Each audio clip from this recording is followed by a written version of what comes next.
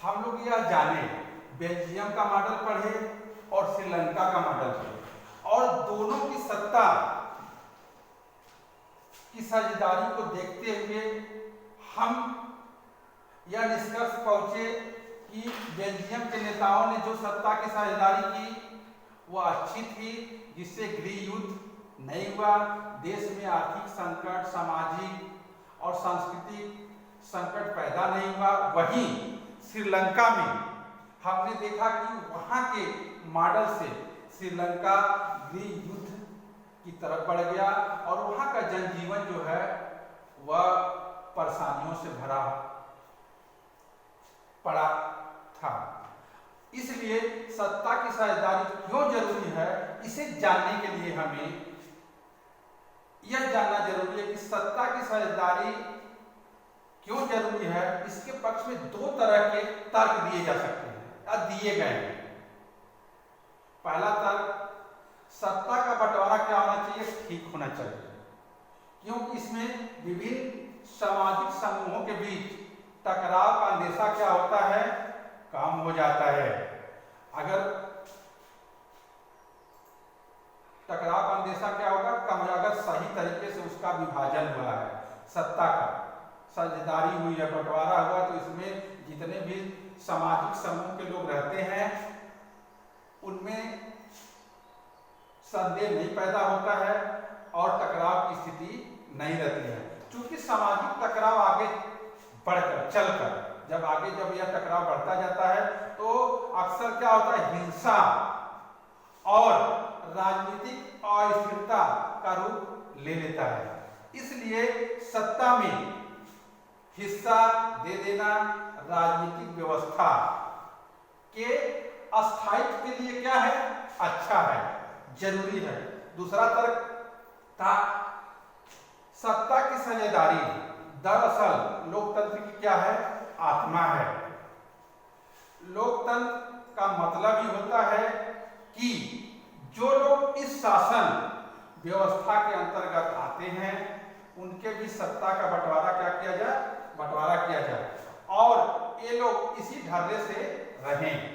इसलिए वैध सरकार वही है जिसमें अपनी भागीदारी के माध्यम से सभी समूह क्या करते हैं, शासन व्यवस्था से जुड़ जाते हैं।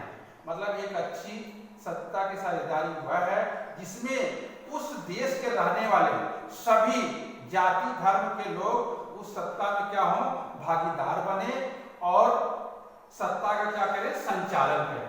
इन दो तर्कों में से एक को हम युक्तिपरक और दूसरे को हम नैतिक तर्क कह सकते हैं।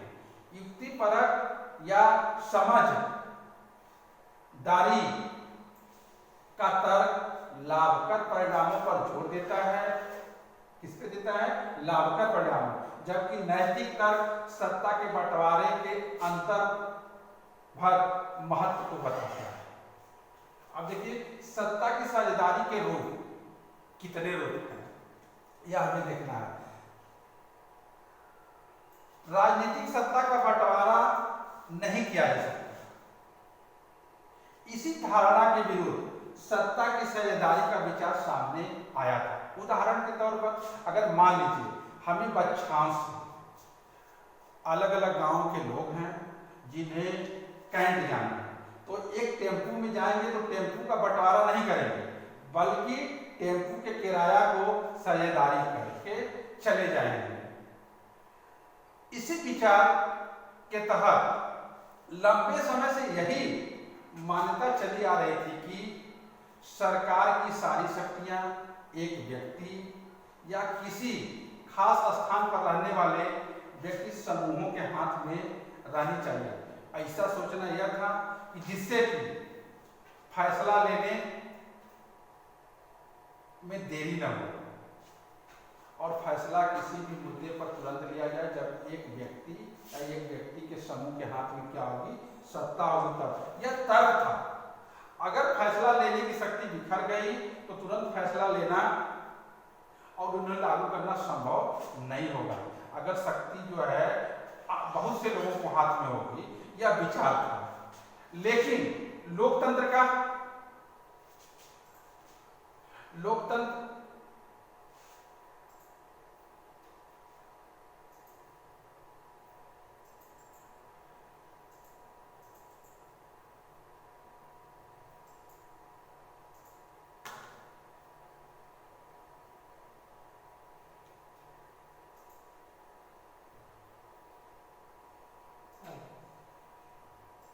लेकिन लोकतंत्र का एक बुनियादी सिद्धांत है कि जनता ही क्या करती है, सारी राजनीतिक शक्तियों का क्या है, स्रोत। जनता, लोकतंत्र में जनता ही सर्वोच्च शक्ति है। जितनी भी राजनीतिक शक्तियां हैं उनको कौन प्रदान करती है, जनता। इसलिए राजनीतिक शक्तियों की स्रोत जनता है। इसमें लोग स्वयं शासन की संस्थाओं, इसमें लोग स्वशासन, बेटा स्वशासन की संस्थाओं के माध्यम से अपना शासन चलाते हैं। एक अच्छे लोकतांत्रिक शासन में समाज के विभिन्न समूहों और उनके विचारों को उचित सम्मान दिया जाता है और सार्वजनिक नीतियां तय करने में सबकी बातें को क्या किया जाता है, शामिल किया जाता है। इसलिए उसी लोकतांत्रिक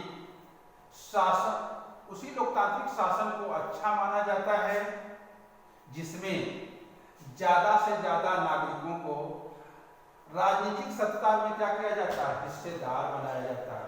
वही शासन अच्छा माना जाता है जिसमें अधिक से अधिक लोगों की बातों को शामिल किया जाता है। इस प्रकार की राजनीतिक सत्ता को अच्छा माना जाता है। आधुनिक लोकतांत्रिक व्यवस्थाओं में सत्ता की साझेदारी के अनेक रूप हो सकते हैं। आधुनिक जो लोकतंत्र है, जो व्यवस्था है, उसमें सत्ता की साझेदारी के क्या हो सकते हैं, अनेक रूप हो सकते हैं। आइए हम प्रचलित उदाहरणों पर गौर करें कि सत्ता की साझेदारी के कौन कौन से रूप हैं। पहला, शासन के विभिन्न अंगों के बीच सत्ता का बंटवारा।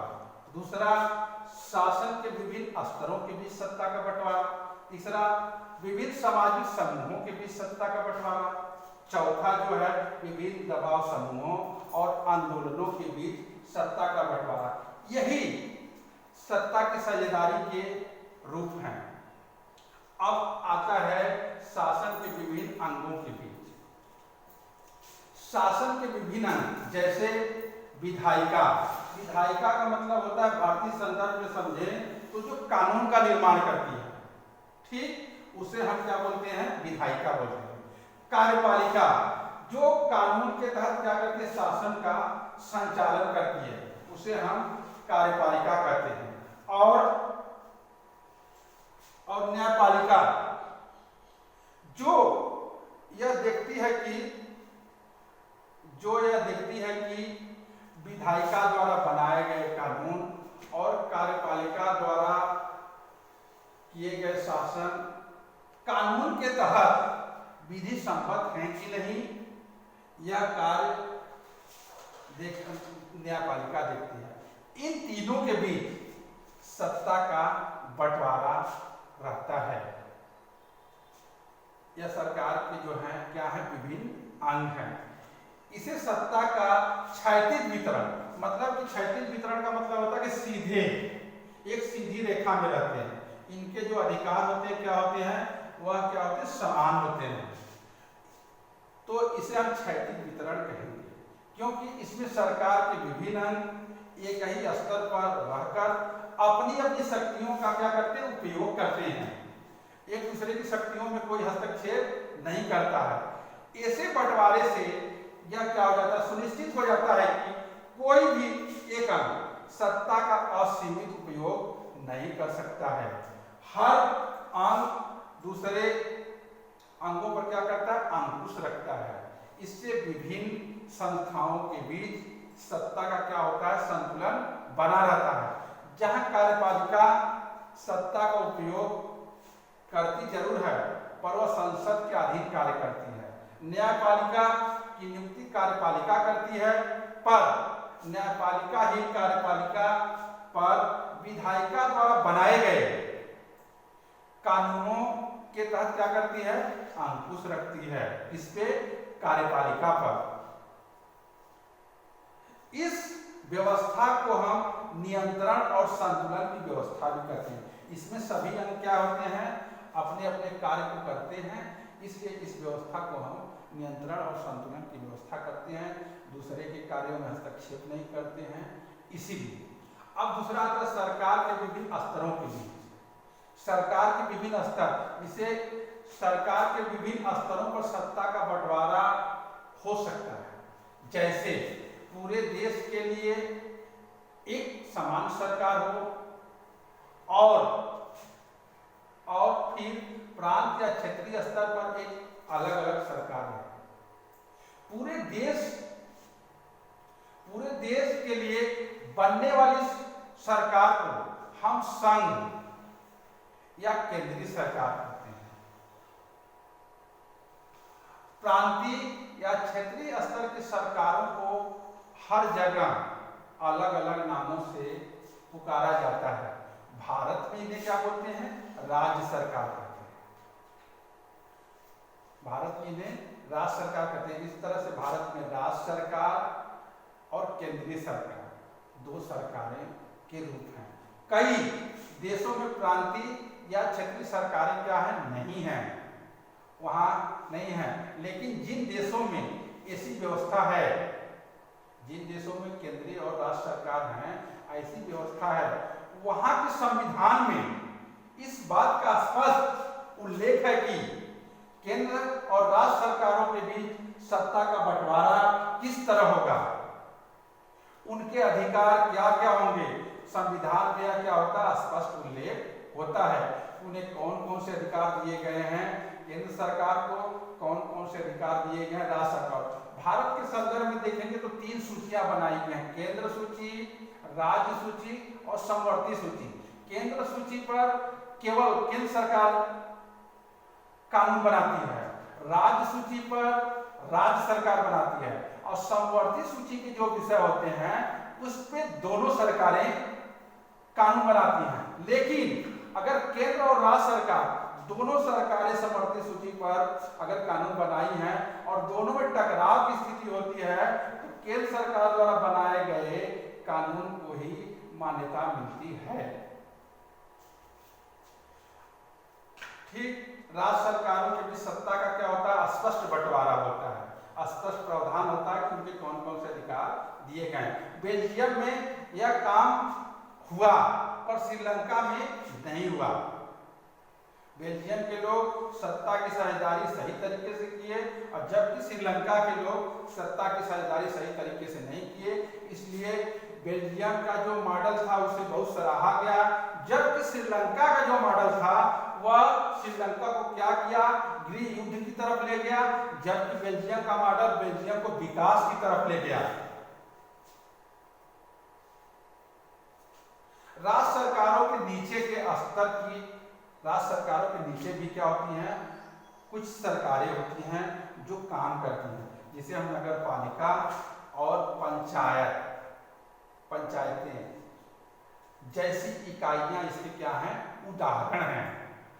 और अब देखिए सत्ता का उच्चतर और निम्नतर स्तर के बीच, सत्ता का जो है उच्चतर और निम्नतर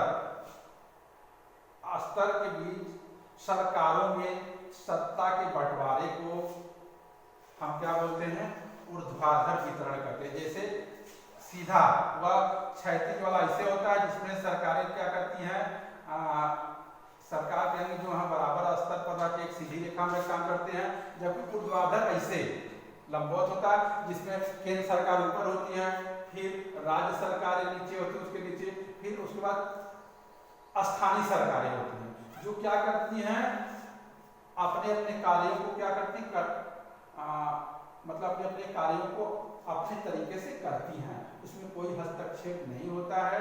तो इस प्रकार के सत्ता के बंटवारे को हम ऊर्ध्वाधर वितरण कहते हैं। अब देखिए तीसरा, सत्ता का बंटवारा विभिन्न सामाजिक समूहों के बीच। सत्ता का बंटवारा विभिन्न सामाजिक समूहों, मसलन भाषाई और धार्मिक समूहों के बीच भी हो सकता है। बेल्जियम में सामुदायिक जो सरकार थी, इस व्यवस्था का क्या है, एक अच्छा उदाहरण है।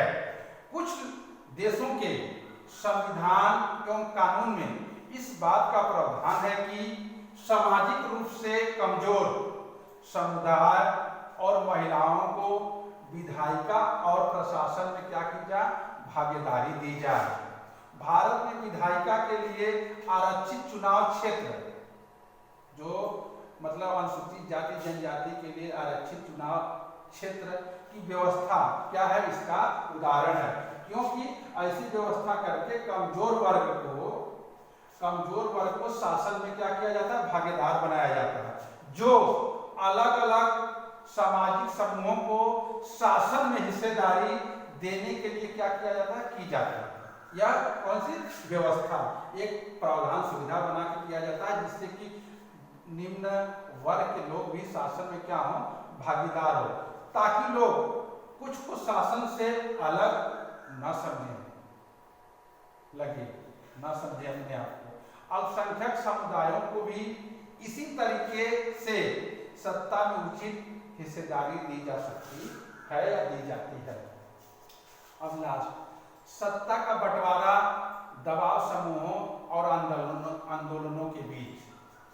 प्यारे बच्चों, सत्ता के बंटवारे का जो रूप है चौथा, यह दबाव समूहों और आंदोलनों के बीच का है। दबाव समूह, अब यहाँ जान लीजिए किसे कहते हैं। दबाव समूह एक ऐसा संगठन होता है जो राजनीति में प्रत्यक्ष रूप से भाग नहीं लेता, लेकिन अप्रत्यक्ष रूप से राजनीतिक पार्टियों को प्रभावित करता है और शासन सत्ता में भागीदार बनता है और अपने कार्यों को दबाव डालकर करवाता है। इस प्रकार के संगठन को हम क्या बोलते हैं, दबाव समूह बोलते हैं।